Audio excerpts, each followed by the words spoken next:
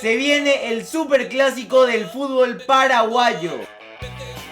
Ese partido donde todo lo que pasó en la temporada no importa. Uno puede venir último, el otro primero. Da igual, por 90 minutos todo se define para ver quién es menos burro. Las dos barras más grandes del país frente a frente. Los dos clubes más grandes cara a cara. El que pierde silencia WhatsApp. El que gana se cree campeón del mundo. Y no me digan que no es así. El clásico se juega distinto, con más miedo que fútbol. Y con jugadores que de repente se olvidan cómo dar un pase de 2 metros. El que gana le llama a todos sus amigos del equipo rival. Y el que pierde le culpa al árbitro. Así es el clásico. Se viene Olimpia contra Cerro Porteño. Y esta vez, como siempre, se juega más que un partido. Se juega el orgullo, los colores de las camisetas. Y aunque termine 0-0, que es lo más probable que ocurra, porque en Paraguay hay partidos importantes, pero clásico hay uno solo. Comenta tu predicción del clásico y seguime para más contenido.